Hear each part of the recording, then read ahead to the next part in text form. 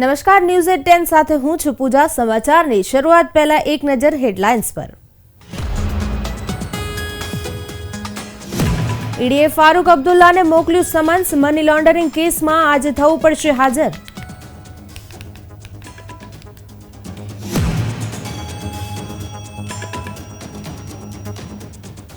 Vibrant સમિટનો આજે બીજો દિવસ। નિર્મલા સીતારમણ, નીતિન ગડકરી સહિતના મંત્રીઓ રહેશે હાજર।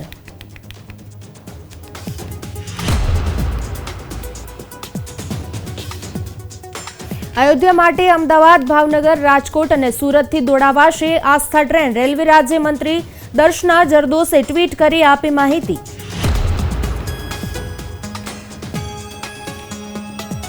દિલ્હી જતા પૂર્વે પીએમ મોદીએ ફ્લાવર શોની લીધી મુલાકાત। એન્ટ્રી અને ગેટ બ્રિજ પર વડાપ્રધાનને જોવા લોકોનો જમાવડો।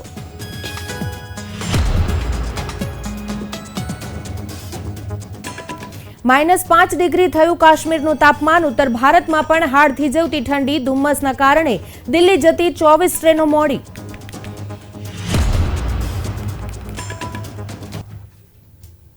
વિગતવાર સમાચારની વાત કરીએ ત્યારે કેન્દ્રીય તપાસ એજન્સી ઈડીએ નેશનલ કોન્ફરન્સના નેતા અને જમ્મુ કાશ્મીરના પૂર્વ મુખ્યમંત્રી ફારૂક અબ્દુલ્લાને મની લોન્ડરિંગ કેસમાં પૂછપરછ માટે સમન્સ મોકલ્યું છે।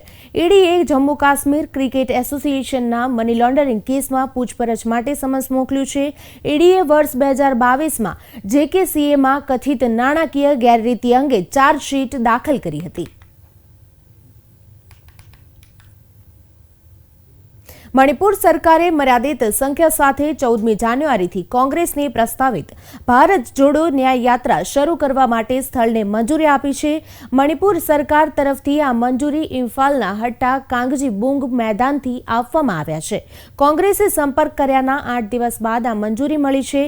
ઇમ્ફાલ પૂર્વના જિલ્લા મેજિસ્ટ્રેટના કાર્યાલયે જણાવ્યું છે કે કોઈપણ અપ્રિય ઘટના અને કાયદો અને વ્યવસ્થાના વિક્ષેપને રોકવા માટે 14મી જાન્યુઆરીએ માત્ર મર્યાદિત સંખ્યામાં લોકો સાથે યાત્રાને ફ્લેગ ઓફ કરવાની મંજૂરી આપવામાં આવી છે। યાત્રા માટેના લોકોના નામ ઓફિસને અગાઉથી જ ઉપલબ્ધ કરાવવા પડશે, જેથી ઓફિસના તમામ જરૂરી સાવચેતીના પગલાં લઈ શકે। આ સિવાય ઇમ્ફાલ પૂર્વ જિલ્લામાં 144ની કલમ પણ લાગુ છે।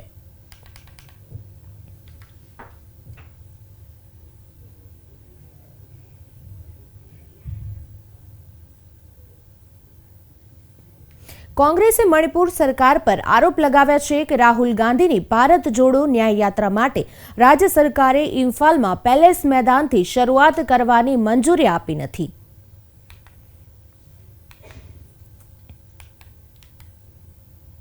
हमारे पीसीसी अध्यक्ष मेघचंद्र जी सीएम के साथ संपर्क में हैं और हमें पूरा विश्वास है कि हमें और कोई अलग जगह में अनुमति हमें मिल जाएगी। We already told this yatra is starting from Manipur and ending in Mumbai. This is a decision of Congress Working Committee and our party is doing a program. Their party is doing program, government is doing program everywhere in Manipur. We have information. And why they are denying this? Only one reason may be political reason. They are scared of this yatra, maybe. We already going to invite our all India leaders to be part of this yatra. Wherever they can be attend, wherever it is convenient for them to attend, I think we are inviting for all of them. Yes, Swati. No. Yesterday I was in Kohima. We had a fruitful meeting in Nagaland. I think there is no much problem for Nagaland.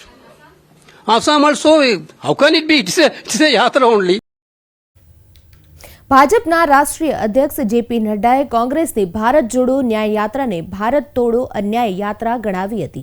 Assam ભાજપની કારોબારી બેઠક દરમિયાન પક્ષના કાર્યકરોને સંબોધતા નડ્ડાએ PM Modi પર માલદીવના 3 મંત્રીઓ દ્વારા તાજેતરના સોશિયલ મીડિયા પોસ્ટ પર કોંગ્રેસના અધ્યક્ષ મલ્લિકાર્જુન ખડગેની પ્રતિક્રિયાની પણ ટીકા કરી હતી। इनऑस्पिशियस चर्चा नहीं करना चाहता, लेकिन क्या करूं? अब हमारे वो कांग्रेस के साथियों ने नॉर्थ ईस्ट को ही चुन लिया। न्याय यात्रा, भारत जोड़ो न्याय यात्रा। मैंने कहा ये तो भारत तोड़ो अन्याय यात्रा है।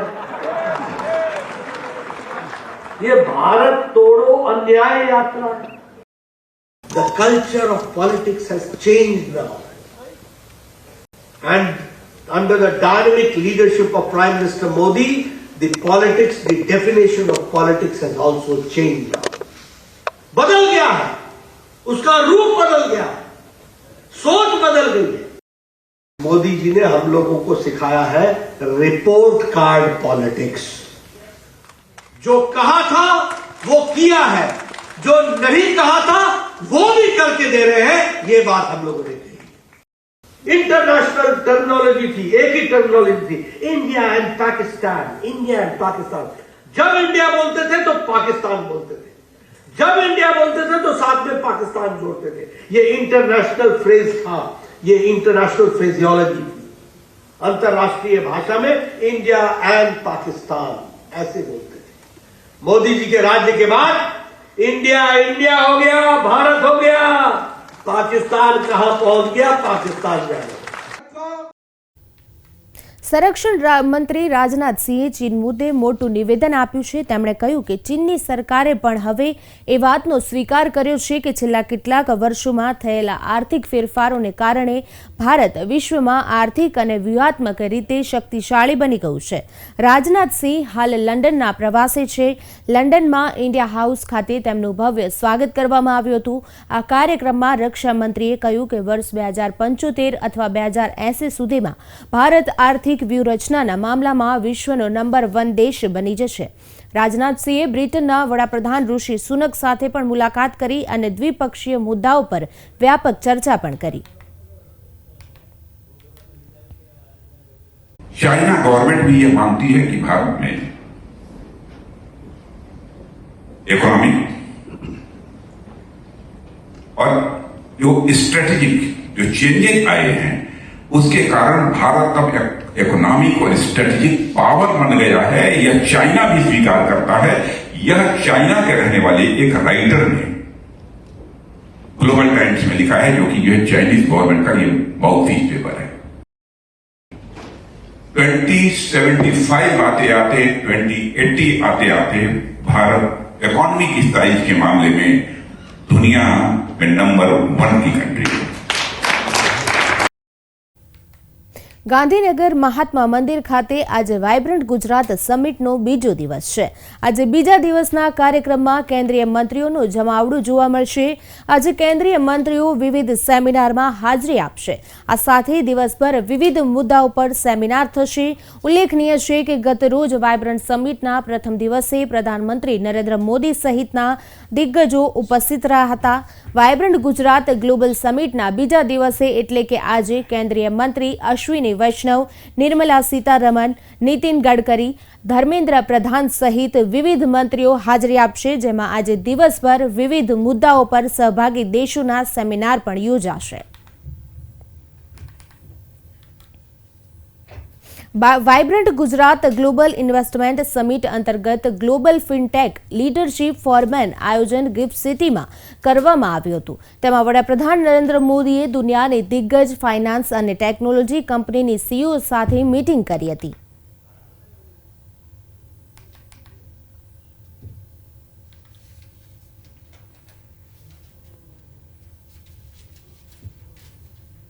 વાયબ્રન્ટ સમિટમાં દેશ વિદેશમાંથી ઉદ્યોગપતિઓ મહાત્મા મંદિર ખાતે આવ્યા હતા.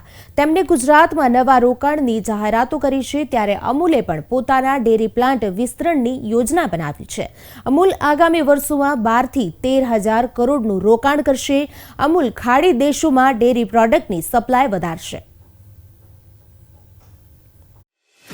વાયબ્રન્ટ ગ્લોબલ સમિટમાં ડેરી ક્ષેત્રમાં પણ રોકાણની અમૂલે જાહેરાત કરી છે. અમૂલના એમડી જયમીન મહેતાએ જણાવ્યું કે હું દરેક વાયબ્રન્ટમાં હાજર રહ્યો હતો. વાયબ્રન્ટ ગુજરાત ગ્લોબલ ઇન્વેસ્ટમેન્ટથી ખૂબ જ ફાયદો ગુજરાતના ડેરી ઉદ્યોગને થયો છે. આંકડાની દ્રષ્ટિએ વાત કરું તો 2001માં અમૂલનું ટોટલ સંપાદન રોજનું 46 લાખ લીટર દૂધનું હતું, જે આજે 300 લાખ લીટર પર ડે આંબી ગયું છે. તો આમ 20 વર્ષમાં જો 6 ગણો ફાયદો થયો હોય તો તેનું શ્રેય આપણે વાયબ્રન્ટને, વાયબ્રન્ટ ગુજરાતને અને સાથે જોડાયેલા તમામ 36 લાખ સભાસદોને આપીશું. અમૂલ ગુજરાત અને વિદેશમાં પોતાના પ્લાન્ટનું વિસ્તરણ કરવાની યોજના બનાવે છે. આ યોજના હેઠળ ભારતમાં અને વિદેશમાં ડેરી પ્લાન્ટ સ્થાપવામાં આવશે. આગામી વર્ષોમાં 12 થી 13,000 કરોડનું નવું રોકાણ ડેરી ઉદ્યોગમાં થશે. વાઇબ્રન્ટ આપણે અમારું બી એક્ઝિબિશનનો સ્ટોલ છે. વાઇબ્રન્ટ પહેલાં જ અમે MOU કર્યા નવું રાજકોટ ખાતે નવું મેગા ડેરી પ્લાન્ટ 20 લાખ લીટરનો નાખવા માટે, પેકેજિંગ ફિલ્મ પ્લાન્ટના એક્સપાન્શન માટે, તેમજ અમારી જે દરેક ડેરી છે તેના જે એક્સપાન્શનના જે પ્લાન છે તેના બી MOU કર્યા. તો આમ કહું તો આવતા 2 વર્ષમાં લગભગ 12-13 હજાર કરોડ રૂપિયાનું ઇન્વેસ્ટમેન્ટ ગુજરાતની સહકારી ડેરી ક્ષેત્ર ગુજરાતમાં કરવાનું છે. અમૂલ હવે માત્ર દેશની જ નહીં પરંતુ ગ્લોબલ બ્રાન્ડ બની છે. દુબઈમાં પણ અમૂલ ડેરીનો પ્લાન્ટ નાખ્યો છે. આગામી દિવસોમાં સમગ્ર ખાડી દેશોમાં દૂધની સપ્લાય અમૂલ કરતું થશે. અમૂલે દુબઈમાં હમણાં જ આ વર્ષે જ નવી બ્રાન્ચ ઓફિસ ખોલી, એક વેરહાઉસ લીધું છે અને માર્કેટ એક્સપાન્શન માટે બહુ સારું કામ થઈ રહ્યું છે. તો આમ દુબઈની જે ભવિષ્યની દૂધની ને ડેરીની રિક્વાયરમેન્ટ્સ હશે, UAE ને ઇનફેક્ટ સમગ્ર ગલ્ફ કન્ટ્રીઝની, તો ગુજરાતથી સૌથી નજીક છે ગલ્ફ કન્ટ્રીઝને, UAE ને, તો આમ આપણા માટે પણ ભવિષ્યમાં ઉજ્જવળ. Vibrant Gujarat global investment summit ગુજરાતમાં ડેરી ઉદ્યોગના વિકાસ માટે માઇલસ્ટોન સાબિત થઈ છે. આગામી દિવસોમાં અમૂલ દેશ વિદેશમાં પોતાની બ્રાન્ડ મજબૂત કરવા કટિબદ્ધ છે. કેમેરામેન વિશ્વાસ પટેલ સાથે ચેતન બાંભણિયા, પ્રવેગ news, Ahmedabad.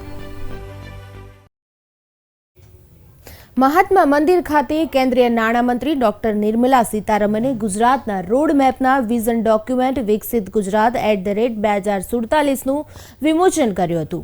Vibrant Gujarat summit અંતર્ગત મહાત્મા મંદિર ખાતે વિકસિત ભારત 2047 માટે ગુજરાતના રોડ મેપ ઉપર એક પરિસંવાદ યોજાયો હતો.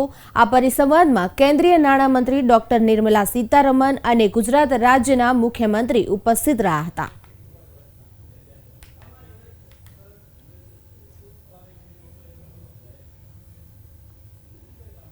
વડાપ્રધાન મોદી મંગળવારે દિલ્હી જતા પહેલા ફ્લાવર શોમાં પહોંચ્યા હતા. તેમને જોવા માટે બ્રિજ પર અને રિવરફ્રન્ટ પર મોટી સંખ્યામાં લોકો ઉમટી પડ્યા હતા. આ વખતના ફ્લાવર શોમાં ભારતે ચીનનો રેકોર્ડ તોડીને નવો કીર્તિમાન સ્થાપિત કર્યો છે. ધી લોંગેસ્ટ ફ્લાવર સ્ટ્રક્ચરનો રેકોર્ડ આ વખતના ફ્લાવર શોમાં રચાયો છે. ગિનિસ બુકમાં 221 મીટર લંબાઈ ધરાવતા લોંગેસ્ટ ફ્લાવર સ્ટ્રક્ચરને સ્થાન મળ્યું છે. આવા વિશેષ ફ્લાવર શોને જોવા માટે ખાસ વડાપ્રધાન મોદી પણ પહોંચ્યા હતા.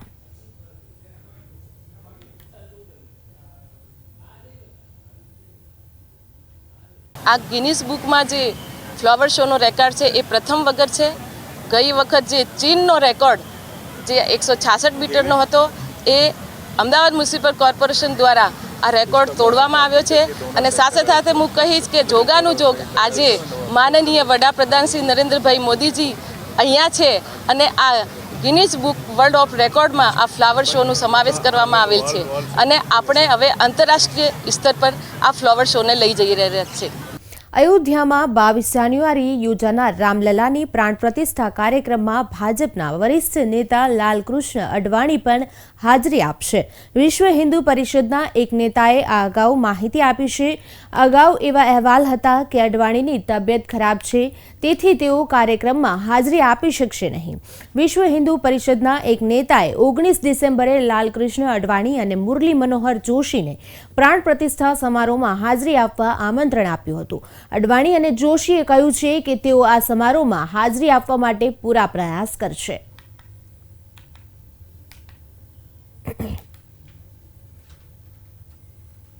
અયોધ્યા નગરીમાં રામ મંદિરની પ્રાણ પ્રતિષ્ઠાને લઈ તૈયારીઓ ચાલી રહી છે. આ દરમિયાન હવે યાત્રિકોની સુવિધાને લઈ રેલવે દ્વારા 5 ટ્રેનો શરૂ કરવામાં આવી છે, જે સંબંધિત સ્ટેશનથી અયોધ્યા જશે. આ અંગે ખુદ રેલવે રાજ્યમંત્રીએ ટ્વીટ કરી માહિતી આપી છે. આ તરફ 5 ટ્રેનોમાંથી 4 ટ્રેનો તો માત્ર ગુજરાતથી જ ઉપડશે. મહત્વનું છે કે આગામી 22 જાન્યુઆરીએ અયોધ્યામાં રામ મંદિરની પ્રાણ પ્રતિષ્ઠા યોજાનાર છે.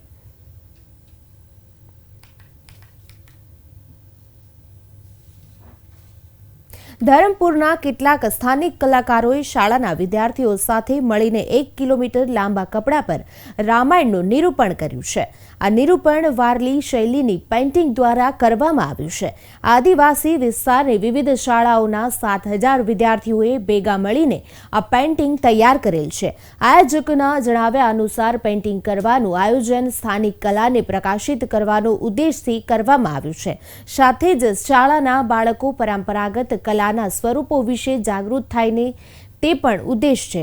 આ પેઇન્ટિંગ પૂર્ણ કર્યા બાદ અયોધ્યાના રામ મંદિરમાં મોકલવામાં આવશે.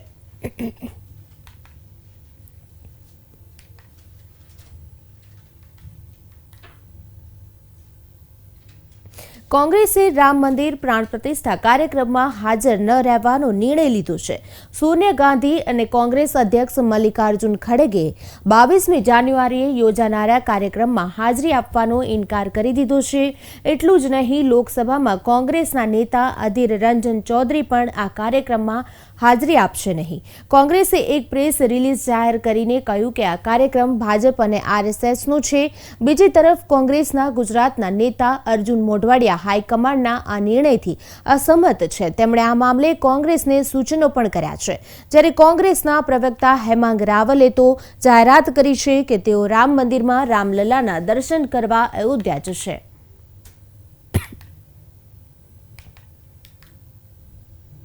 કેન્દ્રીય લઘુમતી બાબતોના મંત્રી સ્મૃતિ ઈરાનીએ કોંગ્રેસના અયોધ્યા ન જવાના નિર્ણય પર પ્રતિક્રિયા આપતા કહ્યું કે કોંગ્રેસ પાર્ટીને ભગવાન રામમાં કોઈ વિશ્વાસ નથી.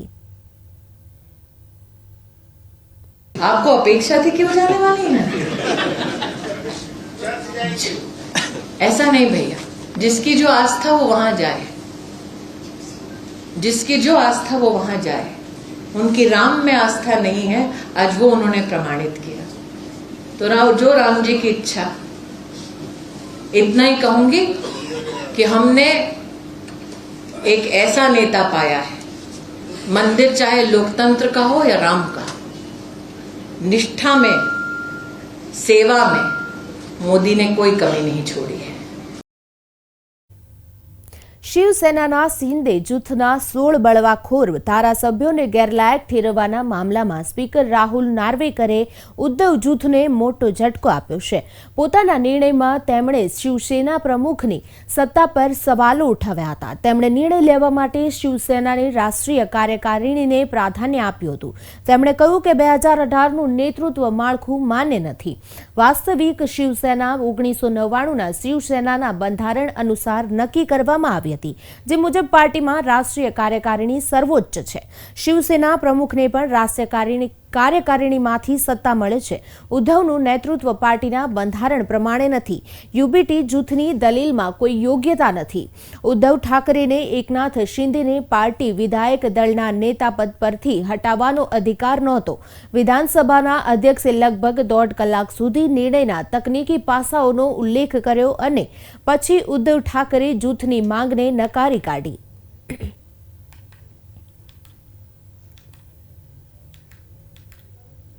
ઉદ્ધવ ઠાકરે ગ્રુપના નેતા સંજય રાઉતે વિધાનસભા અધ્યક્ષના નિર્ણય પર પ્રતિક્રિયા આપતા જણાવ્યું કે તેમણે મહારાષ્ટ્રના લોકોની પીઠમાં છરો માર્યો છે અને પાર્ટી તેમના ચુકાદાને પડકારવા માટે સુપ્રીમ કોર્ટનો સંપર્ક કરશે. વધુમાં તેમણે કહ્યું કે અમે આ આદેશને સ્વીકારતા નથી. આ આદેશ કાયદા અને બંધારણ અનુસાર નથી. બાળાસાહેબ ઠાકરેની શિવસેનાને ખતમ કરવાનું ભાજપનું સપનું હતું, પરંતુ શિવસેનાનો અંત આવશે નહીં. આ આદેશ એક ષડયંત્ર છે.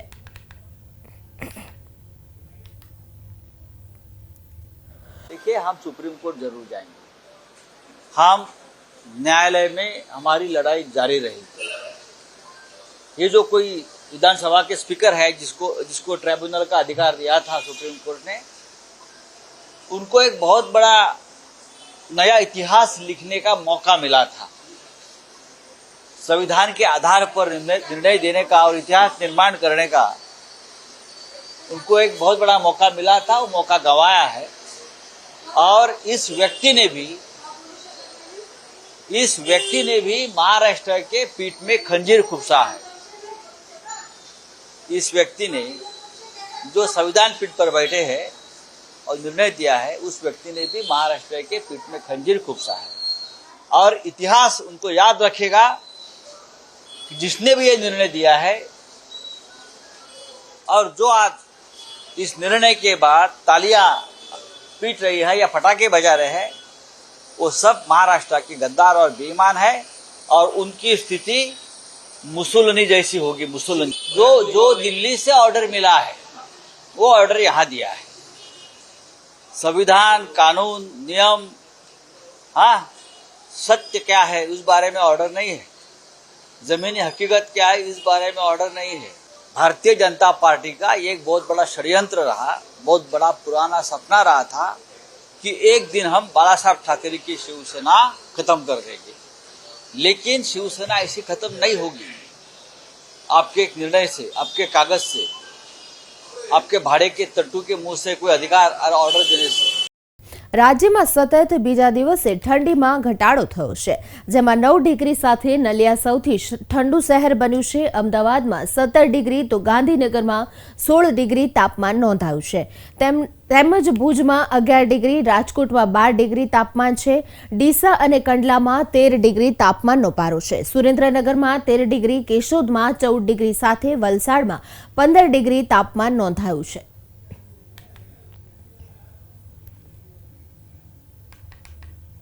રાજધાની દિલ્હી સહિત સમગ્ર ઉત્તર ભારતમાં હાડ થીજવતી ઠંડી પડી રહી છે, તેમજ ગાઢ ધુમ્મસના કારણે દેશના વિવિધ ભાગોમાંથી દિલ્હી તરફ આવતી 24 ટ્રેનો મોડી ચાલી રહી છે. હવામાન વિભાગ અનુસાર દિવસ દરમિયાન રાજધાની દિલ્હીનું લઘુત્તમ તાપમાન ઘટીને 6 ડિગ્રી થવાની શક્યતા છે, જ્યારે મહત્તમ તાપમાન 17 ડિગ્રી સુધી રહેવાની સંભાવના છે.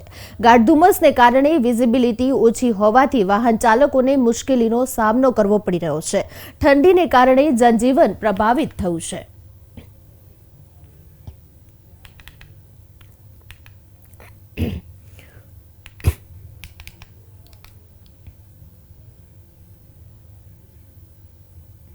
વાત કરીશું પતંગ મહોત્સવ.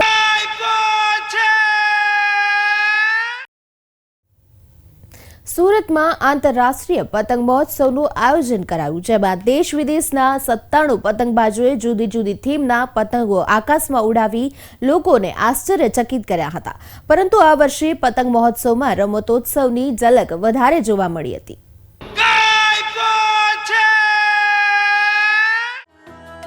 સુરતના આડાજણ રિવરફ્રન્ટ ખાતે આજે ઇન્ટરનેશનલ કાઇટ ફેસ્ટિવલ યોજાયો હતો, જેમાં ગુજરાતના સાંસ્કૃતિક ગરબા અને લોકનૃત્ય સાથે પતંગ ઉત્સવની શરૂઆત કરાઈ હતી. જ્યાં પતંગ ઉત્સવમાં ભાગ લેવા આવેલા વિદેશી મહેમાનો પણ ગરબાના તાલે ઝૂમી ઉઠ્યા હતા. ત્યારબાદ શરૂ થયેલ પતંગબાજીમાં રામલલ્લા છવાઈ ગયા હતા. વિદેશી પતંગબાજોના પતંગ સાથે રામ મંદિરના ચિત્રોવાળા પતંગ આકર્ષણનું કેન્દ્ર બન્યા હતા. મંદિરના થીમનો કાઇટ જે બનાવેલો છે 75 ફીટનો કાઇટ છે. જો નરેન્દ્ર મોદી સાહેબ આટલું મોટું મંદિર બનાવી શકતા હોય તો હું નાણાં ક્રામસ્તા પતંગ બનાવીને આખા હિન્દુ ધર્મનો ફેલાવો કરવા માંગુ છું. અને ચાલો અયોધ્યાના સૂત્ર સાથે મેં આ પતંગનું નિર્માણ કર્યું છે, જેથી કરીને અયોધ્યામાં બની રહેલા મંદિરને પ્રચલિતતા મળે અને વિશ્વભરમાં ખ્યાતિ મળે. આ પતંગ ઉત્સવમાં એક પક્ષી પ્રેમીએ એવો પતંગ ઉડાવ્યો હતો કે સૌ કોઈ જોતા રહી ગયા હતા. તેમણે એક એવો પતંગ બનાવ્યો હતો જેને ઉડાવવા માટે ના તો દોરીની જરૂર છે, ના તો હવાની.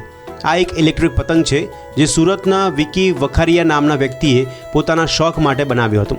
આ પતંગ બનાવવા પાછળનો મુખ્ય ઉદ્દેશ પતંગના ધારદાર દોરાઓથી પક્ષીઓને બચાવવાનો છે. આ પતંગ ઉત્સવમાં હું આ ફેરી રિમોટ કંટ્રોલ કાઇટ્સ લઈને આવ્યો છું અને હું છેલ્લા ઘણા 10 વર્ષથી ફ્લાઇંગ કરું છું.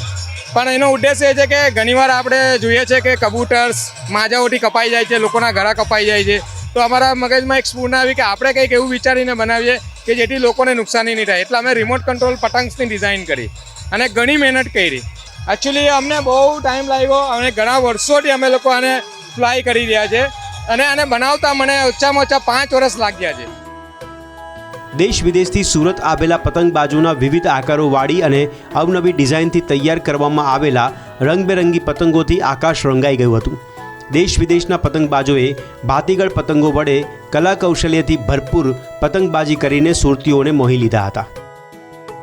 Hello, my name is Rubens and this is my wife Thais. I'm from Brazil and I am so happy to stay in here, Surat, because the Kite Festival is amazing. Oh, my kite is the dragon.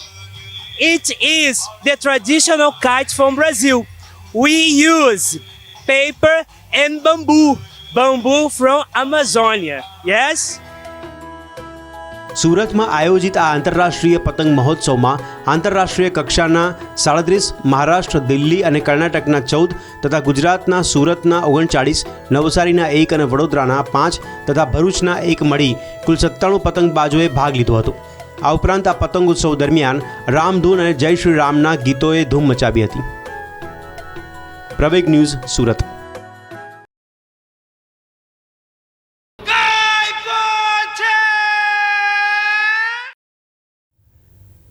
હાલ સમાચારોમાં બસ આટલું જ. મને આપશો રજા. નમસ્કાર.